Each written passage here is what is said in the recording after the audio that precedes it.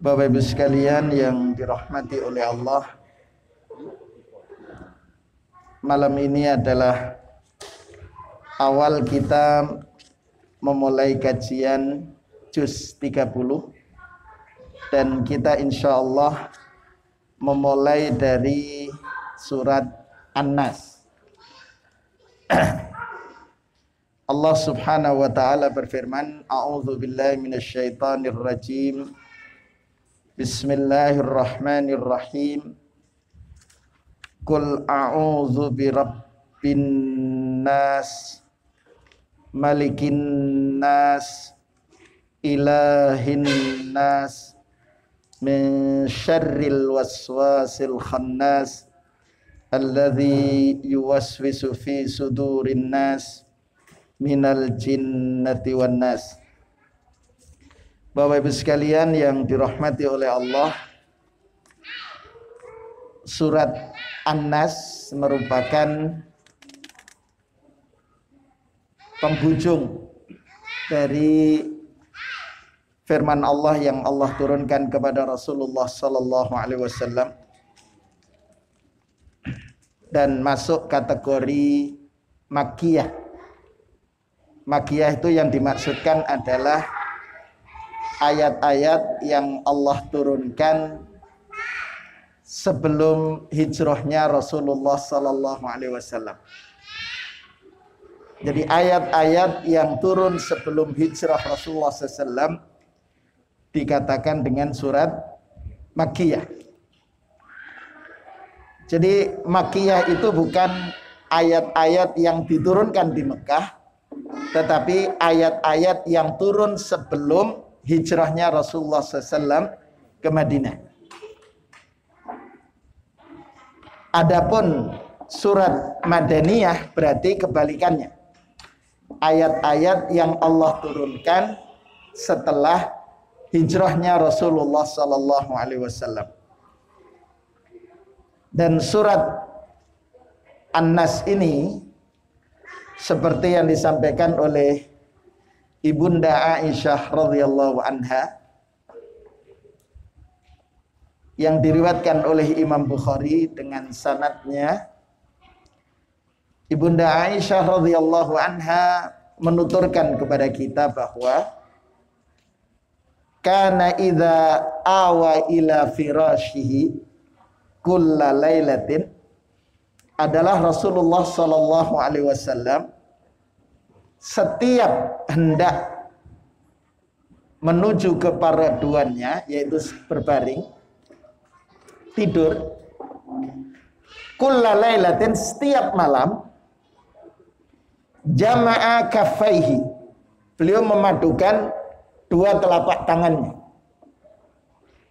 ya, memadukan dua telapak tangannya, thumma nafasa fihima, kemudian meniupkan di kedua telapak tangan itu, wa qara'a fihima, dan membaca yang pertama adalah qul huwallahu ahad wa qul a'udzu birabbil falaq wa qul a'udzu birabbin nas.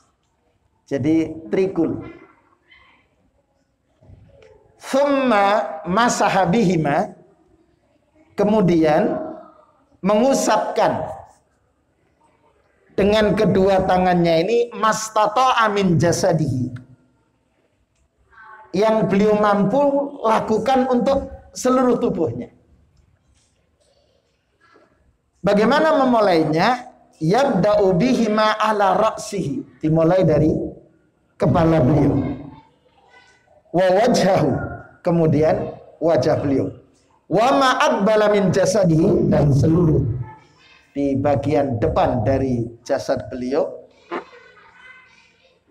baru kemudian belakang.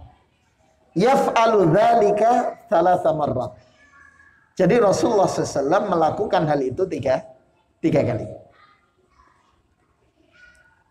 Menurut di antara perawi hadis mengatakan, wa hakadza rawahu ashabus sunan. Begitu juga yang diriwayatkan oleh para imam seperti Imam Abu Dawud, Imam Nasai, Imam Ibnu Majah, Imam At-Tirmidzi, itu masuk dalam kategori ashabus sunan. Ini berdasarkan riwayat dari Imam Bukhari rahimahullah. Bapak Ibu sekalian yang dirahmati oleh Allah,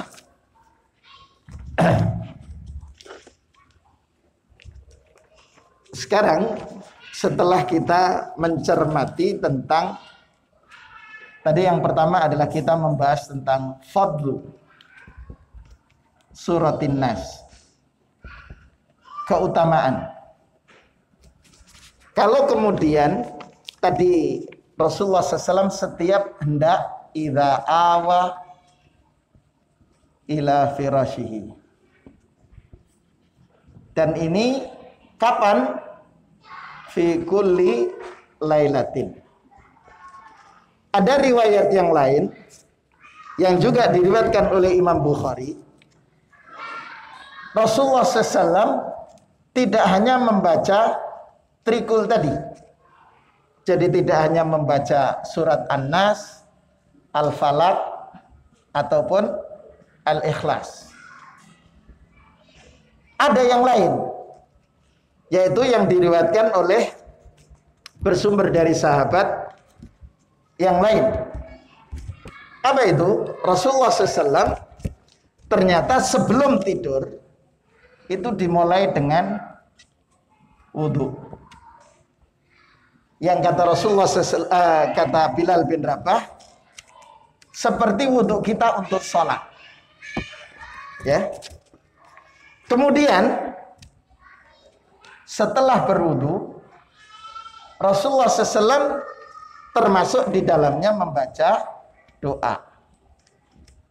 Nah, jadi apa doanya? Allahumma inni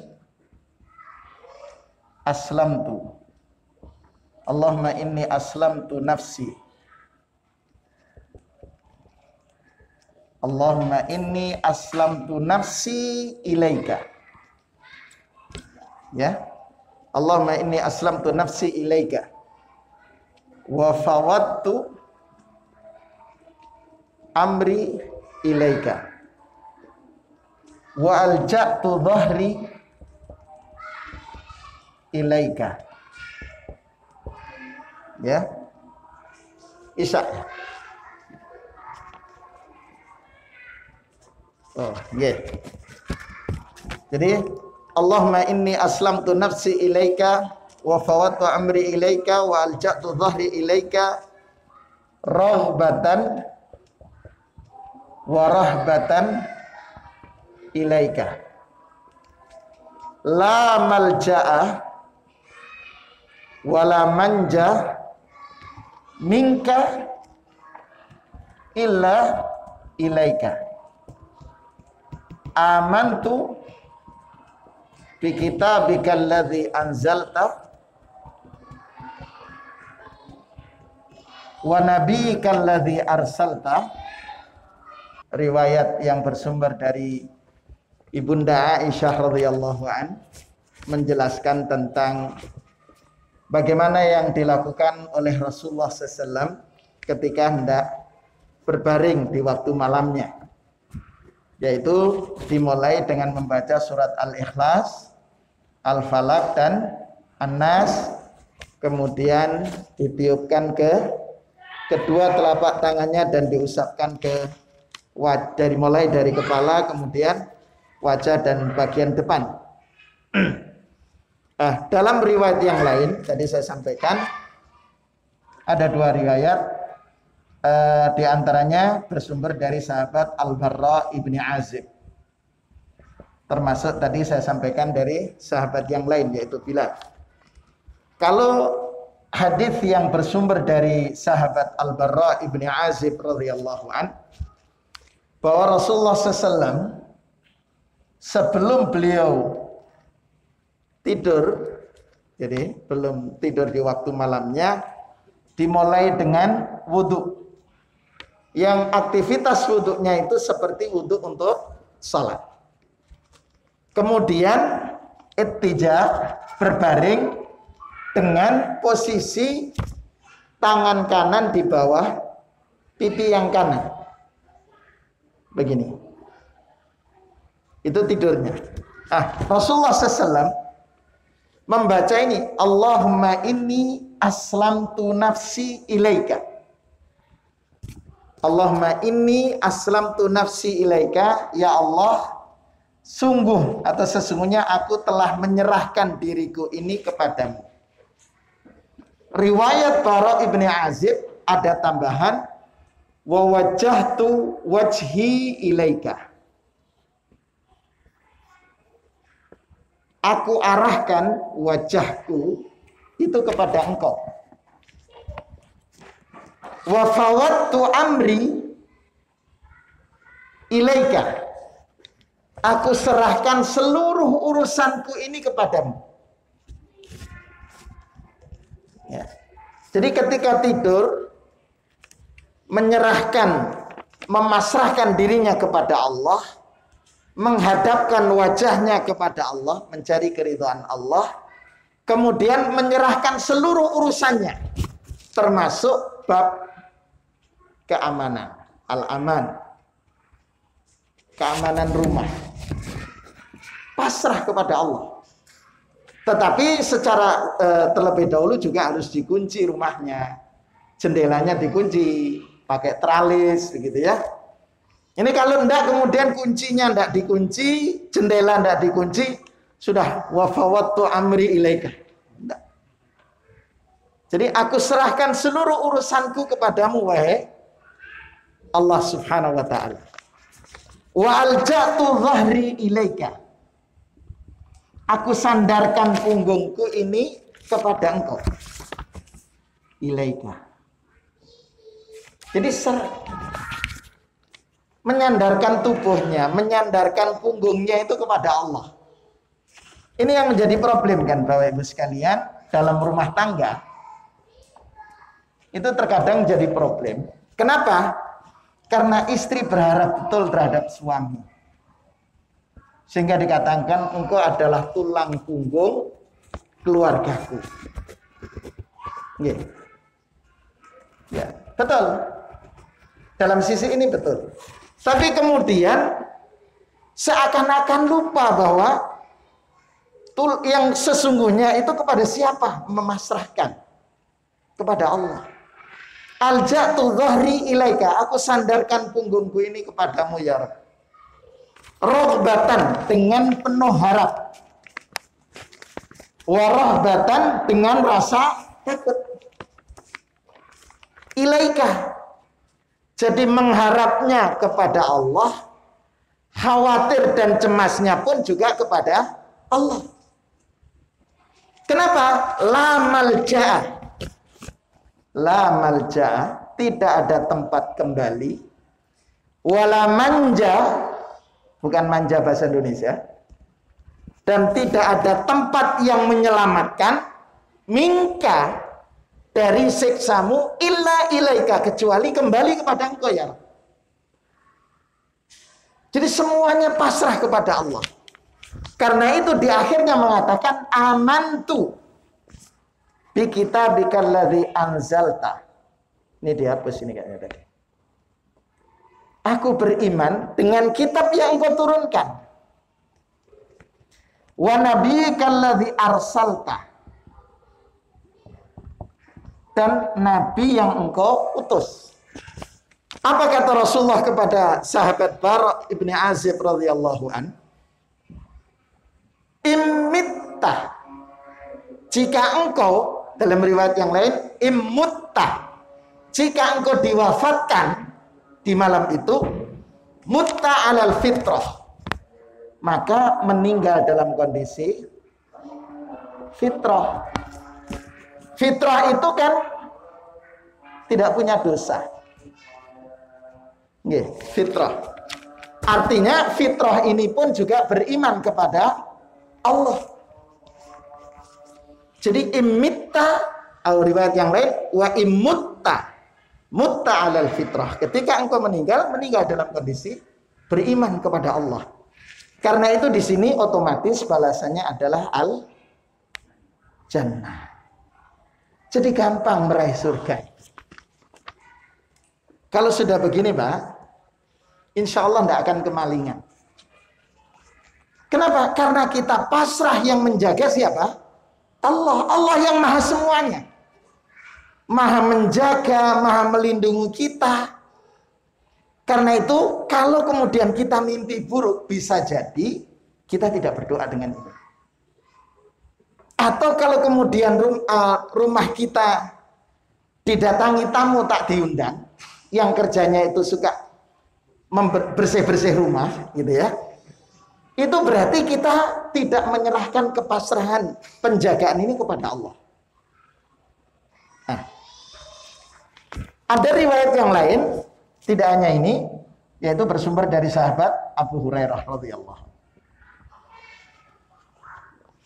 Kalau sahabat Abu Hurairah radhiyallahu an itu menuturkan membaca 2 ayat terakhir dari ayat kursi dan 2 ayat terakhir setelahnya. Dimulai dari Allahu la ilaha illa huwal hayyul qayyum sampai la ikraha fiddin dan seterusnya.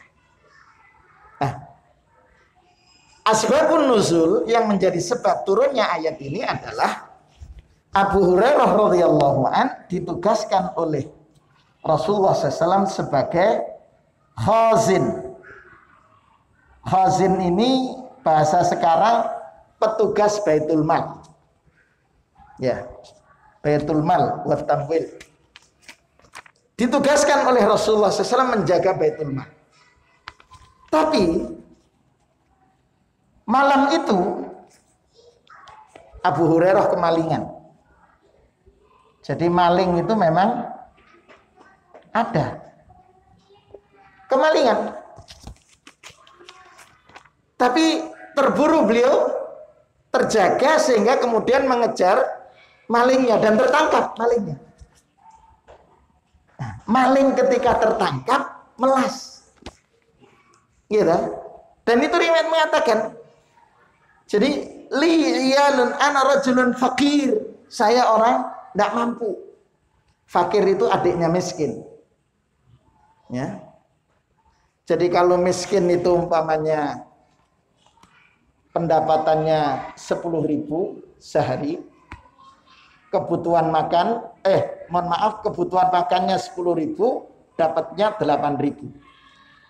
Itu kategori miskin. Kalau fakir, kebutuhannya 10.000, tidak sampai 5.000. Itu fakir. Miskin dalam hitungan dari forum zakat dunia, itu kalau pendapatannya dalam 1 bulan kurang dari $100. Itu kategori miskin. Berarti dalam jangan jauh-jauh, di sini ini mustahik zakat. Ya. Karena pendapatannya kalau di bawah, jadi minimal $100 itu masuk kategori mustahik zakat. Jadi zakatnya enggak 1 bulan.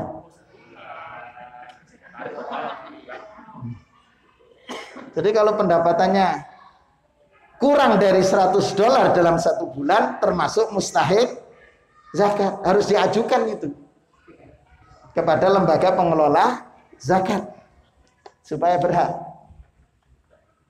Ini kalau forum zakat dunia yang disepakati di Turki. Kembali Pak. Jadi si malingnya itu mengatakan li fakir, ana rajulun fakir waliya a'yalun katsir. Saya punya banyak anak. Begitu. Abu Hurairah radhiyallahu an yang memang berasal dari keluarga tidak mampu. Abu Hurairah itu tinggal masuk dalam kategori ahlus suffah. Ahlus suffah itu sahabat yang tidak punya rumah, tempat tinggalnya di masjid, kemudian kerjanya serabutan. Jadi Abu Hurairah itu kadang manol. ya kerja di pasar angkut-angkut gitu. Itu kerjanya Abu Hurairah. Ya. Sehingga pernah Abu Hurairah itu 3 malam tidak masuk dalam tubuhnya kecuali air putih saja. Jadi 3 hari. Sehingga pada suatu saat dia menghadap Rasulullah Sallallahu Alaihi Wasallam, menghadap Umar, mencegat Umar keluar dari masjid, sekedar bertanya ayat-ayat Quran. Tujuannya apa? Nyampe di rumah Umar diajak makan siang. Tapi ternyata ketika sampai di rumah Umar, Umar radhiyallahu anhu mengatakan, sudah selesai terjawab, silahkan Anda balik. Kemudian keluar lagi balik menunggu jalannya Abu Bakar. Sama. Pertanyaannya sama dengan tujuan yang sama. Ternyata sampai di rumah Abu Bakar pun juga tidak mendapatkan hidangan, disuruh pulang. Berarti para sahabat sedang dalam kondisi minim secara finansial. Akhirnya apa yang terjadi?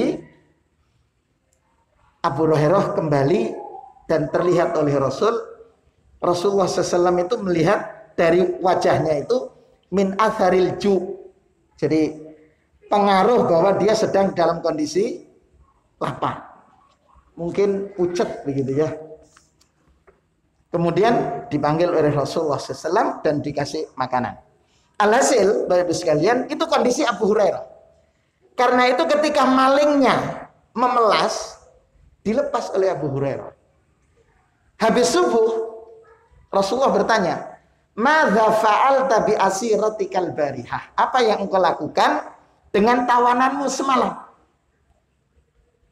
Diceritakan oleh Abu Hurairah. Kata Rasulullah SAW, "Innahu sayati." Nanti malam dia akan kembali. Riwayat yang lain, "Innahu sayaud." Dia akan kembali. Kemudian ternyata karena sudah dapat informasi dari Rasul dan Rasulullah tidak pernah berdusta, dicekik terus. Ternyata betul, balik, ditangkap lagi. Karena ditangkap melas lagi. Muncul belas kasihnya, dilepas lagi. Kata Rasulullah SAW, sayaud, dia akan kembali lagi besok. Karena kemudian 3 kali, tidak boleh seorang muslim terjerumus lebih dari itu, ditangkap sudah. Nah, apanya yang menjadi syahid dari ini? Beliau mengajarkan, maukah aku tunjukkan kepadamu, kalau engkau baca, maka tidak akan bisa melakukan seperti yang dilakukan oleh para pencuri itu. Diterima. Ternyata diajarkan ayat kursi dan 2 ayat setelahnya. Kapan dibacanya? Sebelum tidur. Kemudian keesokan harinya Rasulullah SAW mengatakan, apa yang terjadi dengan tawananmu semalam? Abu Hurairah mengatakan, dia mengajarkan tentang ayat kursi dan 2 ayat setelahnya. Kata Rasulullah SAW, sodaqo wa in kadhub. Wa in kadhub. Coba. Bahasa Rasulullah SAW, sodaqo. Yang diajarkan itu benar. Wa in kadhub, sesungguhnya dia pendusta. Jadi yang ngajari ini pendusta. Tapi pendusta yang menjalani profesi maling. Dan diterima. Kemudian kata Rasulullah, sodaqo wa in kadhub. Sejak saat itu Abu Hurairah membaca ayat kursi dan tidak pernah lagi kemalingan. Nah, berarti rumahnya yang di pinggir-pinggir itu harus banyak-banyak baca ayat kursi sebelum tidur. Kalau ingin aman. Nah, Bapak Ibu sekalian, jadi berarti kita harus gabungkan pada saat hendak tidur, berwudu terlebih dahulu, kemudian membaca ayat kursi, membaca juga surat Al-Ikhlas, Al-Falaq dan An-Nas, ditiupkan. Baru itulah berarti kita sudah pasrah kepada Allah. Wa may yatawakkal 'ala Allah fahuwa hasbuh. Kalau kita sudah pasrah kepada Allah, maka Allah yang mencukupkan. Sini. Nah, masyarakat kita terbalik. Kita lebih percaya mendahulukan yang sifatnya duniawi. Mobil dikunci ganda, pakai kunci stang, macam-macam sudah. Tapi lupa Al-i'timad ilallah. Kepasrahan kita menyerahkan urusan kepada Allah itu lupa. Nah, disinilah kita serahkan melalui untaian doa itu. Di samping ada jaminan meninggal dalam kondisi fitrah. Yeah. Bapak sekalian yang dirahmati oleh Allah, sekarang kita lanjut kepada surat An-Nisa itu sendiri, An-Nas itu sendiri.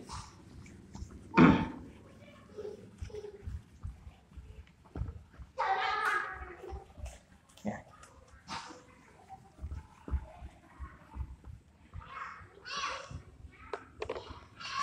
Penjelasan Imam Ibnu Katsir rahimahullah.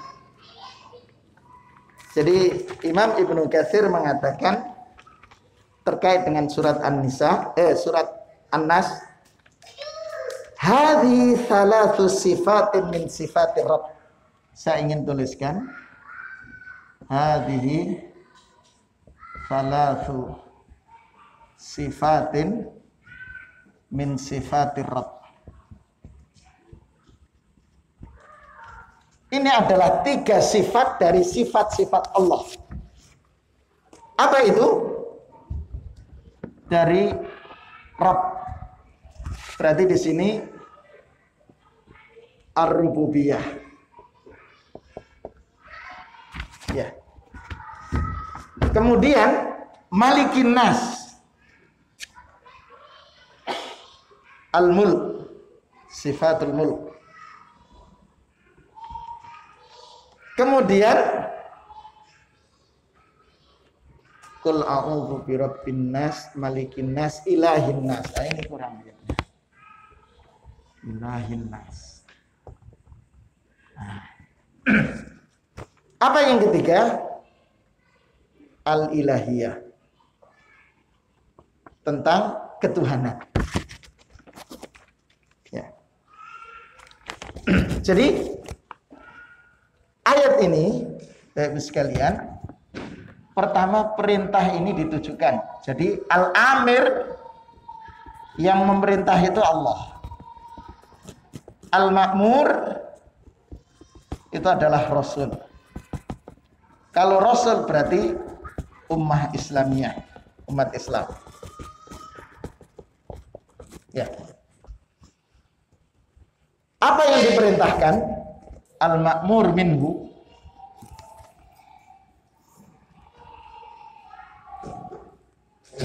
al-ma'mur bihi, ya. Yang diperintahkan oleh Allah al-isti'adzah. Al-isti'adzah. Meminta perlindungan. Fa'amaral musta'idha ayyata'awwadh bil muttasif bihadhis sifat. Jadi yang diperintahkan adalah meminta perlindungan kepada siapa? Kepada zat yang memiliki 3 sifat. Yang memiliki 3 sifat. Apa sifatnya? Rububiyah. Yeah. Yang mengatur, al-mudabbir, yang mengatur alam semesta. Kemudian al-khaliq, yang menciptakan, ar-razik, yang memberi rizki. Jadi meminta perlindungan itu kepada zat yang memiliki 3 sifat ini. Sifat rububiyah, yang menciptakan, karena yang menciptakan otomatis mampu untuk mengatur yang dicipta. Termasuk babnya rezeki ini. Bapak sekalian, yang sering jadi problem itu di sini. Kurang yakin terhadap, sudah iman kepada Allah, tapi terkadang kurang yakin terhadap pembagian rizki. Ya, dalam bab rizki ini kadang kurang yakin.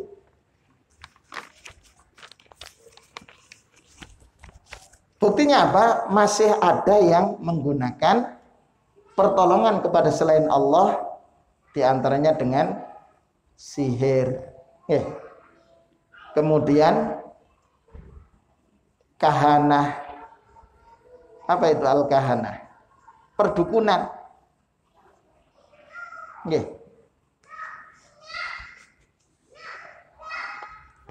Terkadang tidak yakin dengan adanya sifat al-hasad. Tempat kita ini, di negara kita, di daerah kita, di masyarakat kita, ini kan sering terjadi di sini, bab hasad. Contoh, ini ada seorang pengusaha, seorang buka usaha. Usahanya apa? Jemblem. Ini jajan yang jarang sekarang. Gitu. Jemblem jumbo. Ya. Betul. Jemblem ini Masya Allah. Sekarang jenengan cari di beberapa tempat itu justru dicari. Jadi ada orang yang jualannya jemblem, omsetnya itu berapa? Per hari. Omset penjualan jemblem itu 1 juta rupiah. Dan keuntungannya 30% dari modal. Berarti 300.000. Jualannya jam berapa? Mulai jam 16 sore sampai jam 19. Hanya 3 jam. Jam 19 itu udah ada, sudah. Kita nyari dah dapat sudah. Apa jualannya? Jemblem. Dikasih jemblem jumbo. Karena gede memang. Cuman hal yang menarik di situ kan bahannya dari gula aren. Tengahnya itu. Ya. Ketika ini ada jemblem jumbo. Melihat temannya sukses, akhirnya dia bikin jemblem tandingan. Jemblem rasa keju.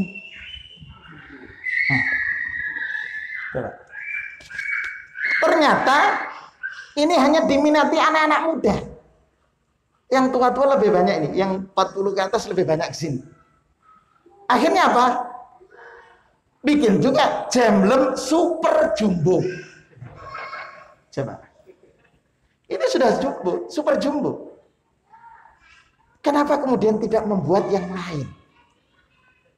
Karena ternyata masih kalah laris, akhirnya apa yang terjadi? Buat isu. Itu pakai dukun. Ini hasad. Tidak yakin dengan ar-razik. Allah yang ngatur. Jadi subhanallah Bapak Ibu sekalian. Seringnya terjadi seperti ini di tempat kita. Salat iya, doa iya, tapi dalam bab ini, bab rezeki, bab mengat ini, masalah sumber ekonomi ini.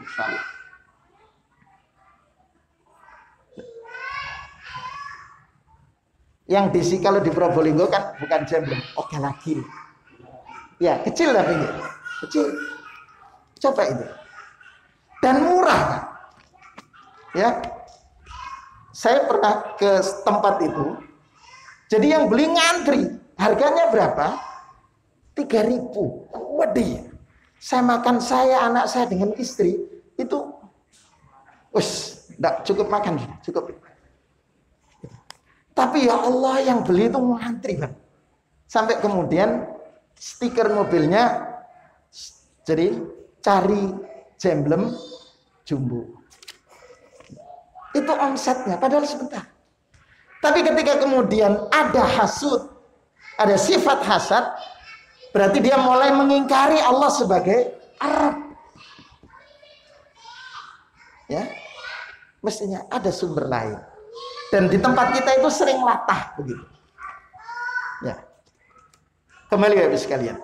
Jadi yang diperintahkan oleh Allah dari sini kepada Rasulullah SAW dan kita sebagai umatnya apa? Al-isti'adzah, meminta perlindungan itu kepada zat yang memiliki kesempurnaan. Siapa? Allah. Allah yang mengatur, Allah yang menciptakan, Allah yang membagi rezeki, Allah yang menghidupkan, dan Allah yang mematikan. Ini urusan Allah. Kemudian yang memiliki sifat mulkiyah, maha kuasa, maha berkuasa untuk mengatur segalanya, itu Allah Subhanahu wa ta'ala. Nah, di sini al-ilahiyat ini berkenaan bahwa Allah zat yang al-ma'bud bihaq, yang berhak, satu-satunya yang berhak untuk diibadahi. Jadi meminta perlindungannya ke situ.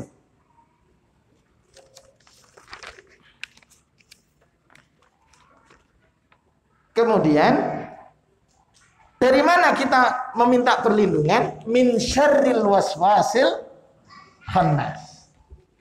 Dari kejahatan wiswas. Ya. Ya. Wiswas.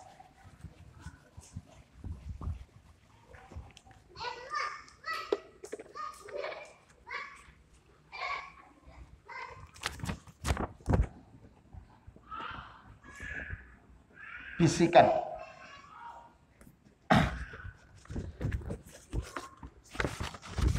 Wiswas al-khannas. Ya. Siapa itu? Alladzi yuwaswisu fi sudurin, yang membisikkan pada setiap dada manusia. Dari mana wiswas itu golongannya? Minal jinnati wan nas. Dari kalangan jin dan manusia. Al-Imam Ibnu Katsir rahimahullah mengutip hadis Rasulullah sallallahu alaihi wasallam. Kata Rasulullah SAW, "Ma minkum min ahadin illa waqad wukila bihi qarinuh."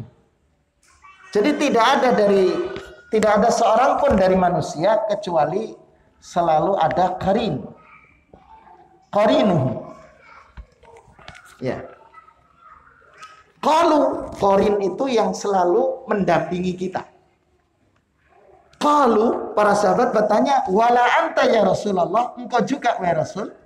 Jadi Rasul pun juga punya qarin. Qarinus saleh dan qarinus su. Jadi qarin as-saleh dan qarin as-su. Para sahabat bertanya, wa anta ya Rasulullah, qala na'am. Jadi pada dasarnya Rasulullah itu didampingi oleh qarinus saleh dan qarin as-su. Illa anna Allah a'anani alaihi. Tapi untuk Rasul Allah berikan maunah, pertolongan. Untuk apa? Mengalahkan qarinus su. Fa aslama. Maka dia tunduk. Ya, tunduk. Fala ya'muruni illa bi khair. Karena tunduk kepada Allah maka tidak memerintah, la ya'muruni illa khair. Illa bi khair. Tidak pernah memerintahku, menyeruku, mengajakku kecuali kepada kebaikan. Berarti kita yang mendampingi kita ada qarinus salih dan ada qarin as-su. Kapan qarinus su ini kalah? Ketika kita sedang mengalami ziyadatul iman, mengalami tambahan keimanan, dan kita akan kalah. Qarinus salih itu kalah kapan? Ketika mengalami al-maksiat. Maksiat ini menjadi sebab nuqsanul iman, menjadi sebab berkurangnya kualitas keimanan. Karena itu al-imanu yazidu wa yanqus. Iman itu mengalami fluktuasi, terkadang naik, terkadang turun. Kapan naik? Ya, di antaranya adalah ketika kita berinteraksi dengan Al-Quran. Makanya seorang Fudail bin Iyad rahimahullah itu mengatakan, ada 3 hal, kata Fudail bin Iyad rahimahullah. Fudail bin Iyad menjelaskan, kata beliau, utlub qalbaka fi thalathati mawadi, carilah hatimu di 3 tempat. Mencari hati, yaitu ziyadatul iman. Kapan? Yang pertama, huduri majalisidz dzikr, hadir dalam majelis ilmu. Ini untuk menambah iman. Kenapa? Ketika kita hadir dalam majelis ilmu, berarti majelis inilah yang dirundukan oleh para malaikat. Majelis ilmu di tempat kita itu tidak terlalu digemari. Tapi giliran acara dangdutan, ya, itu banyak. Coba ada acara tayub, pedagangnya datang, gitu. Kemudian semuanya datang. Orkes Melayu, orkes, itu rame. Ya. Giliran majelis zikir tidak. Padahal pada saat kita hadir dalam majelis zikir seperti saat ini, itu kan dihadiri oleh para malaikat. Nanti malaikat itu absen. Selesai kita kajian dalam hadis riwayat Muslim, saida ila sama. Malaikat itu menghadap Allah ke langit. Dan kemudian terjadi dialog antara Allah dan malaikat. Allah bertanya, min aina ji'tum? Dari mana kalian datang wahai para malaikat? Dia mengatakan, ji'na min ibadika fil ardh. Kami datang dari hambamu di muka bumi, yang mereka ditanya oleh Allah, apa yang mereka kerjakan? Mengkaji ayat-ayatmu. Kemudian malaikat ditanya, apa yang kamu minta untuk mereka? Jadi malaikat tidak pernah survei ke kita. Itu langsung malaikat mengambil kesimpulan, magfirataka wa jannataka wal biqayah minan nar. Mereka insya Allah minta surgamu, dibebaskan dari api neraka, dan meminta ampunanmu. Itu malaikat. Apa kata Allah? Qad a'taitu mas'alatahum. Aku sudah berikan kepada mereka apa yang dia minta. Ini hadir dalam majelis. Lah ketika kita, kata Fudail bin Iyad, fa illam tajid qalbaka fihi, kalau kita tidak mendapati iman, tidak menambah keimanan di tempat ini, maka kata Fudail, lakukan langkah yang kedua. Apa itu? Sima'il Quran, qiraatul Quran wa sima'ihi.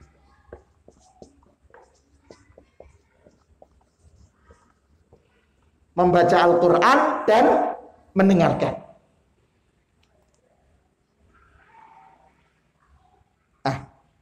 Ayat Al-Quran kan idza tuliyat alaihim ayatu zadathum imana. Ya, kalau dibaca nambah iman. Kalau membaca Al-Quran atau mendengarkan Al-Quran tidak bertambah keimanan kita kepada Allah, maka kata Fudail bin Iyad, yang ketiga, suhbatus salihin. Berteman dengan orang-orang saleh. Nah, kalau bareng dengan orang saleh pun tidak menambah keimanan kita, di sini berarti alarm. Iya. Jadi alarm udah nyala ini. Di saat itu kata Fudail bin Iyad, fas'alillah tsabat. Kalau begitu Anda harus minta kepada Allah meneguhkan iman itu dalam hati. Berarti ini ada masalah sudah. Begitu. Baik Ibu sekalian, karenanya ketika kemudian maksiat ini terjadi, maka akan mengalami dalam kondisi demikian berarti yang qarinusu sedang dominan dalam diri kita. Karena itu kalau dalam kondisi seperti ini, apa perintah Allah? Al-isti'adzah bi rabbin nas. Memohon perlindungan kepada Tuhannya manusia, rajanya manusia, dan sesembahan manusia. Menurut penjelasan Ibnu Katsir tadi. Jadi ini. Kenapa? Karena dialah yang mengatur. Dia yang mengurus semuanya. Nah, disinilah Ibu sekalian, ayat ini memberikan pesan kepada kita untuk isti'adzah. Dan minal jinnati wan nas. Jadi jin dari kelompok jin dan kelompok manusia. Karena juga semuanya itu kita tidak tahu, maka caranya adalah meminta perlindungan kepada Allah Zat yang memiliki 3 sifat tadi. Sebagaimana dalam ayat ini menurut penjelasan Imam Ibnu Katsir rahimahullah.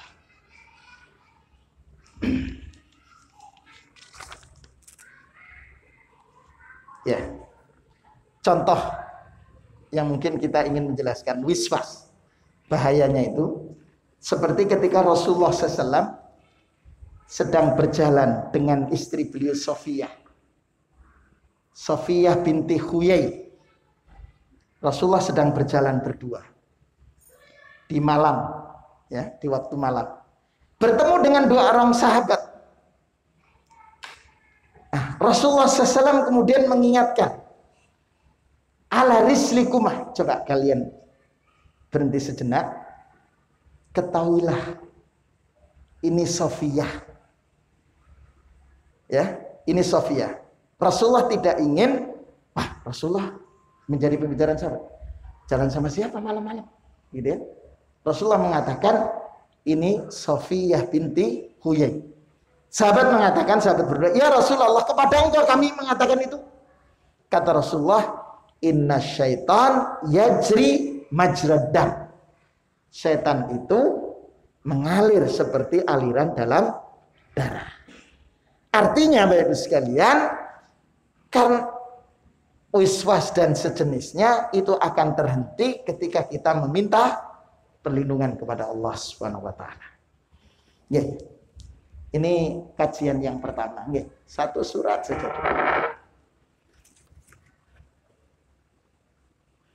Mudah-mudahan tidak terasa ini sudah 18.38. 17. Oh, 39 sudah. Barangkali ada yang perlu didiskusikan, Bapak Ibu sekalian, sebelum diakhiri.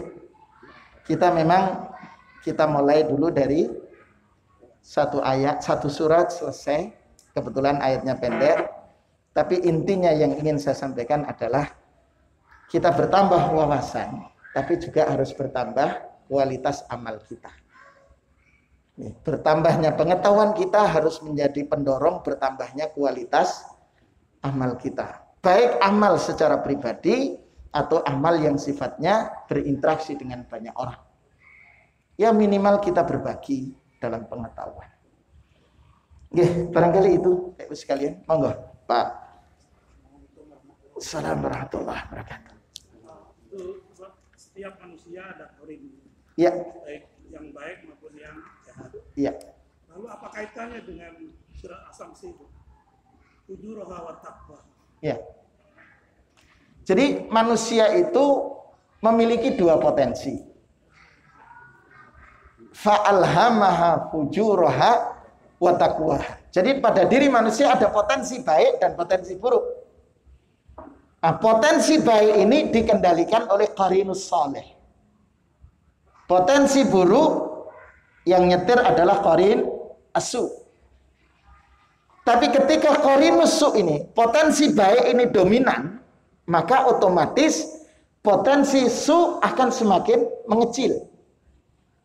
Sebaliknya ketika kemudian potensi buruk yang dominan, semangat berbuat baik itu semakin mengecil. Jadi kalau semakin besar ini kecil, kalau ini membesar ini mengecil. Nah, karena itulah para jamaah sekalian, ketika kita merasakan sedang mengalami penurunan kualitas amal, berarti itu sesungguhnya sudah ada alarm bahwa kita sedang disetir oleh qarin asu. segera meminta perlindungan kepada Allah. Dan problem yang sering terjadi di kita itu adalah kita beristighfar, kita memohon perlindungan, bahkan mengucapkan hasbunallah, begitu ya. Tetapi itu yang terlintas hanya lisan. Di saat kita menyampaikan itu, tidak kita hadirkan keagungan Allah dalam diri kita. Seperti contoh sederhana. Kenapa Rasulullah SAW ketika mendapati sahabat itu mengalami masalah, baik secara finansial ataupun yang lainnya, diajarkan oleh Rasul, ya hayyu ya qayyum birahmatika astaghis aslih li sya'ni kullah wala takilni ila nafsi tarfata'in. Coba kita cermati, ya hayyu ya qayyum, zat yang maha hidup, yang maha berdiri sendiri, birahmatika astaghis, dengan rahmatmu aku memohon perlindungan yang di luar kemampuan manusia, memohon bantuan di luar kemampuan manusia. Ya, aslih li sya'ni kullah, perbaiki ya Allah seluruh urusanku, wala takilni ila nafsi, jangan engkau jadikan kami pasrah, terlalu percaya diri dengan kemampuan diri. Ya, itu. Jadi ketika kita membaca itu kemudian memaknai maknanya dan kemudian kita hadirkan kemahakuasaan Allah, hilang gitu Pak. Keinginan untuk semakin berbuat buruk itu semakin berkurang. Apalagi ketika seperti contoh yang kedua, Nabiullah Ibrahim alaihissalam, ketika dalam kondisi sesuatu, atau Nabiullah Yunus alaihissalam, itu kan punya amalan khusus, gitu. Ketika berada di dalam perut ikan, itu apa kata Allah? Laula kana minal musabbihin. Kalaulah Nabiullah Yunus tidak termasuk dalam barisan orang yang selalu bertasbih kepada Allah, lalabitha fi batnihi ila yaumi yub'atsun, niscaya akan tetap berada di perut ikan sampai hari kiamat. Tapi dikeluarkan oleh Allah. Kenapa? Karena kuatnya lafaz subhanallah. Subhanallah. Kemudian kalau nabi-nabi yang lain, la ilaha illa Nabi Yunus, la ilaha illa anta subhanak inni. Ketika kita mengatakan inni kuntu minaz zalimin, kita hadirkan berapa kezaliman yang sudah kita lakukan. Kezaliman pada diri kita, kezaliman kepada istri kita, kezaliman kepada anak kita, kezaliman kepada tetangga kita, kepada saudara kita hadirkan, selesai. Makanya kalau kemudian kita hadirkan itu, kita akan merasakan sesuatu yang plong di dalam hati. Seperti beban itu hilang. Karena itu pemaknaan itu penting. Gitu. Jadi begitu ya. Cukup ya. Bapak sekalian, ini kajian pertama. Jadi jangan lama-lama dulu biar enggak bosan nanti. Nggih. Dan supaya muncul keinginan terus untuk terus, itu mungkin 2 pekan sekali. 2 pekan sekali dulu. Kita ingin melihat komitmen kita. Nah, kalau sudah kemudian siap, baru bisa bertambah. Dan sampai kemudian terus, saya tidak ingin anget-anget. Itu jenengan yang ngomong. Kalau saya sering mengatakan rok-rok asam. Jangan. Mudah-mudahan kajian yang perdana ini menjadi pemicu kita untuk semakin mendekat kepada Allah, dekat dengan Al-Quran, dan mudah-mudahan ini sebagai pembuka kita untuk semakin diantarkan oleh Allah menjadi orang-orang saleh di mata Allah, dan kemudian Allah antarkan kita semua dan anak-anak yang Allah titipkan kepada kita, cucu yang saat ini mungkin sudah ada, Allah titipkan kepada kita, mudah-mudahan dijadikan menjadi anak dan cucu yang saleh dan salihat. Sehingga setiap rizki yang Allah hadirkan kepada kita, insya Allah mudah-mudahan membawa rizki yang membawa keberkahan dalam hidup kita, mengantarkan kebahagiaan kita di dunia dan akhirat, sekaligus pengantar kita untuk memperoleh husnul khatimah insya Allah. Amin, amin ya rabbal alamin. kita akhiri majelis ini dengan sama-sama kita membaca doa kafaratul majelis. Subhanakallahumma wa bihamdika asyhadu an la ilaha illa anta astaghfiruka wa atubu ilaik. Assalamualaikum warahmatullahi wabarakatuh.